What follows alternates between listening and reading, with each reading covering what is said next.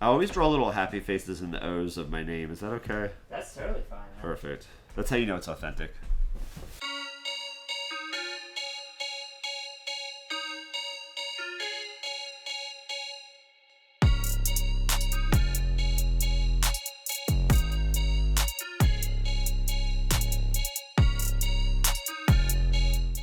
So what's going on, guys? Welcome Hey. to another episode of Inside the Lines. I'm sitting down this week with Owen Michael O'Donnell, Baltimore makeup extraordinaire. And we're going to go ahead and color in a coloring book, man. I'm down for it. Okay, Gotta cool. start somewhere. So what we like to do at the beginning of each episode is you get to kind of pick the palette for the day. Okay. So we'll kind of scrub through, and if you see something that really strikes your fancy, you just let me know. You're definitely on track here. And we'll jump right in. All right. So it's heavily with the unicorns. I can do if that. You can't already tell. Yeah. I always said I became a makeup artist and not just an artist because I didn't have the patience to finish my coloring projects. I have Okay. about like an hour for each person, and then I'm want to go on to the next thing. So, Yeah. So yeah. I like that. Give me a couple more. I see Okay. donuts. We're getting there. Oh, lots of donuts. There's lots of donuts there. Okay. There's a But there's no robot. unicorn. Well, he's got a it's a robot What else do you unicorn, have? sort What of. else do you have? I haven't even Okay. seen this one. I haven't even gotten this far to this one. I think Oh, that's it. That's All right, it. maybe go back one. Go back one? Yeah. You like the robot? Yeah, let's do the donuts. Okay. Robot and Do the donuts. donuts. Cool. So, are these crayon packs identical? Yes, but you get the nicer ones. I get Oh, the thank you. more used through ones. Excellent. So tell me a little bit about yourself, man. To the people out there, tell me a little bit about the makeup, what you do, all that fun Let's stuff. see. Well, I'm from Baltimore. I've been a makeup artist career-wise, I guess, about 18 years in a lot of different capacities. I'm sort of starting another one now this week, so this is convenient for that. I have an awful lot of Disney coloring books as a kid with like Snow White with purple eyeshadow up to her forehead, so I think I was onto something. Okay, there you go. So we'll line that up right here.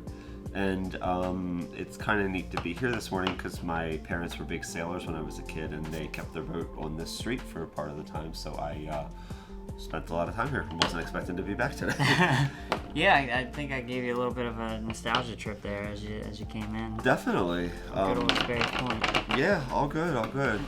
So, what else? Yeah, so I'm going to New York Monday. I'm pretty excited about that. Okay. I think that's exciting for most people, but if you're anything, I don't know, maybe like what you do with film or arts related stuff, going to New York, especially if it's like paid for work, is sort of an exciting thing or almost like an accomplishment, or you just get a little jolt out of it or a recharge, so that'll be good. Yeah. And what I'm doing there is primarily learning how to make on my own a custom line of cosmetics called Giella Custom Blend. Okay. And what that does, and I think these crayons are very telling for this, is you can pretty much create whatever you want with it. Whether it's an original thing or say you have some lipstick you wore on your wedding day, or you were gonna wear on your wedding day, and it's this, I don't know, it's Revlon cherry red, whatever. Yeah. It's discontinued. They don't make it anymore. Okay. You can bring that in to me, and I'll be really the only person I think in Baltimore, if not maybe even Maryland right now, that can do it, even though there will be some more. And we can actually make a copy of it, and not just a copy of the color. We can make the formula and texture of it. So if it was like really moisturizing or really like matte, like that Kim Kardashian stuff or something along those lines, or like really heavy or really lightweight, you can adjust that, more sparkly, whatever you want. So you can customize that. Same thing if you have maybe trouble getting the right shade of foundation and it's always wrong, and you pick up the wrong one at the drugstore and it never matches. We have something that can not only match it up but create it, and then not just make the color but make it, if you're oily, it goes with that. If you're really dry, if you need more coverage because you break out a lot, wrinkles, whatever's going on, they can do that as well, all the way down to making like a nail polish that matches that, or a coordinating lip gloss, or naming it after your grandmother, or whatever. So it's going to be kind of neat because nobody's been able to do it in this area for a while, so I'm going to be taking that over and expanding on it a bit. Yeah, so that's really cool. Lots of coloring. Yeah, like I didn't even know such a thing was like a possibility.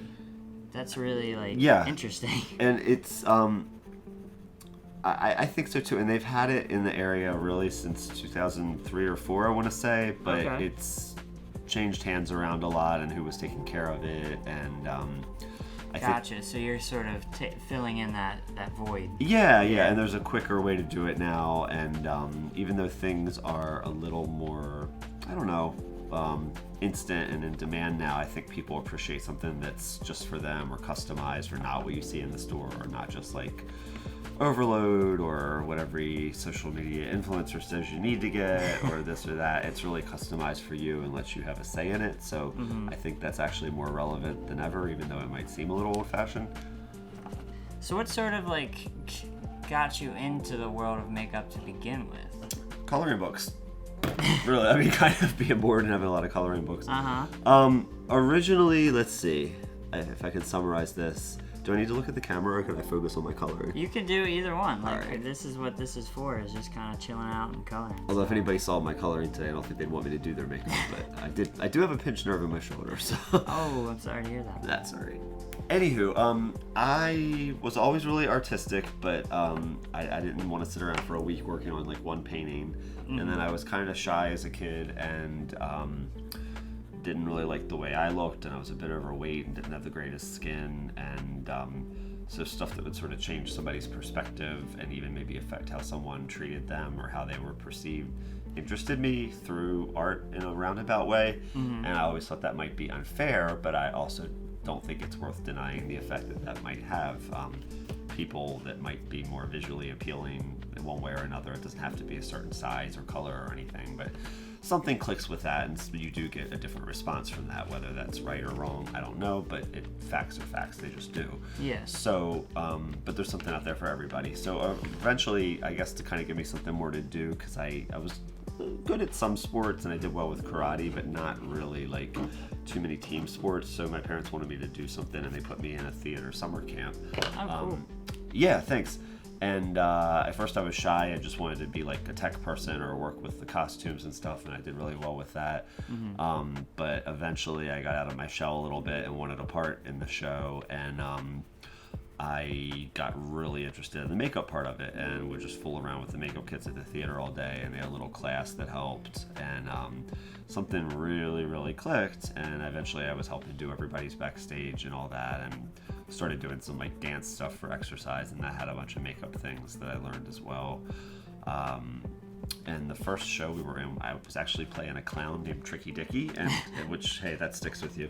Hey, so, no. Yeah, in fact, we did. That's pretty cool. We did something outside at Fort Howard near here with all the casts and me dressed as that clown named Tricky Dicky. But since it was like the mid to late 90s and I didn't know what I was doing, I kind of looked more like Marilyn Manson, because at the time my beauty influences were The Crow and Marilyn Manson. Yeah, exactly. So I kind of. So you're hitting the mark. It was like a more colorful version of The Crow. Yeah. So I looked pretty scary.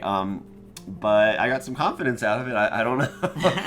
And so yeah, I kind of, let's just say I expanded on that a bit, and nice. Just got to kind of play around with a lot of stuff and figure out what I liked and what I didn't like. And years later, I was in college for fashion merchandising in Philly, and I got a job at a makeup store that I didn't really think I was qualified for. Apparently I knew more than most of the people at the store did, and then they taught me more of the sales aspect of it.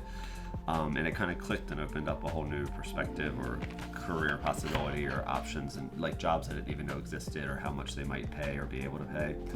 And I don't know, I still remember the day I got the job, and just everything started to click around. They actually, it wasn't anything special, but they offered me more money than I asked for, which was really funny to me. And I'm like, wait, to play with lip gloss? Like, when, how, what? And yeah, so.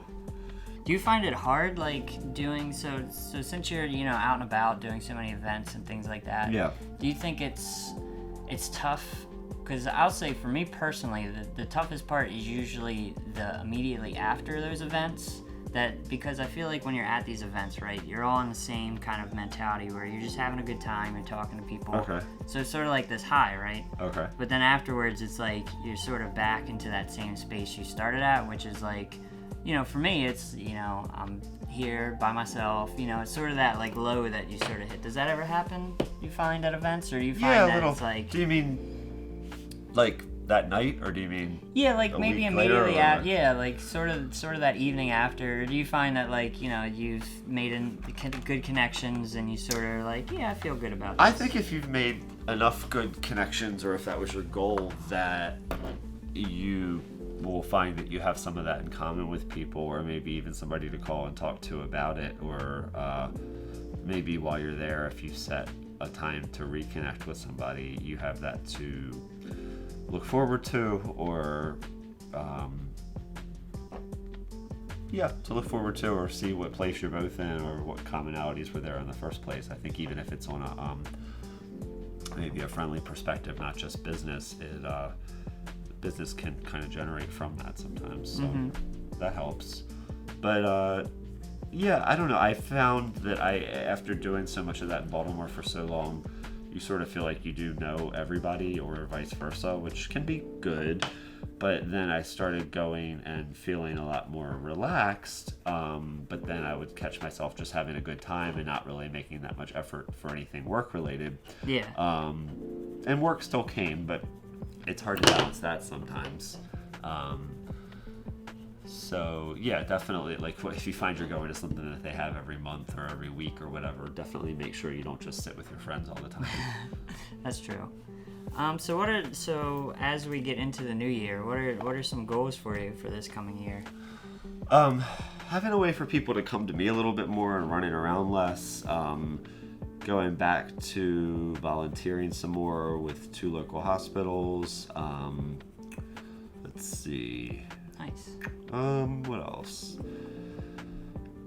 Being able to say no to things more. I made some changes in the past 6 months or so to, I guess, not have to run around as ragged or say yes to everything, just to kind of keep everything I wanted afloat. And those changes have started to work or come in place, so it's nice to feel comfortable charging what you're worth and not worrying if somebody's not going to pay it and things like that. So that's a big thing, because it carries over into other parts of your life as well.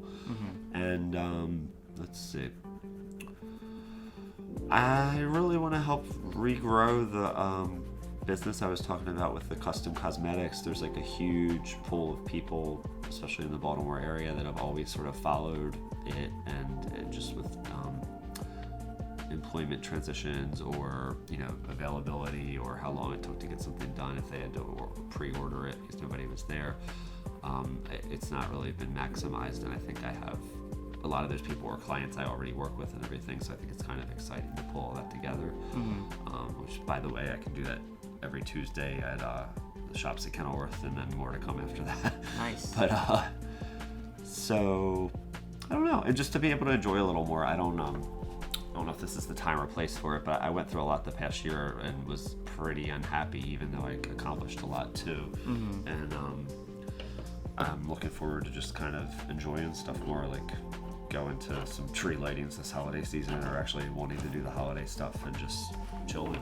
Yeah, I was gonna say, so just overall just enjoying life and everything. I think that's fair. Everybody should get to do that. Yeah, exactly. No, I mean, that's tough. I mean, I think everybody kind of, like you're saying, you don't realize what someone's actually going through a lot of times, and I think it's fair to want to be able to enjoy things, Yeah. Because it's tough. I mean, even when you're having success, I mean, it can be tough, because you never know behind the scenes, especially what you might have to be dealing with as far as, like, because there's more people depending on things, or there's more elements getting strewn in, like, there's just a million little things that are just silly that we all have to deal with, unfortunately.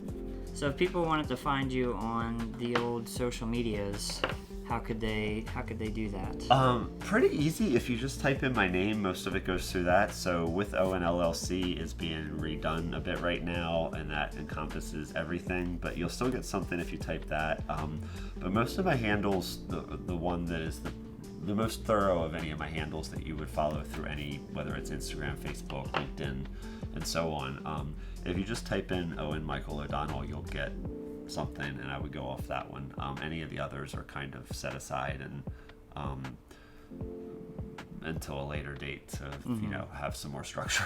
Yeah, of course. So yeah, Owen, like Instagram would be Owen Michael O'Donnell. Facebook works with that. LinkedIn, all that kind of stuff.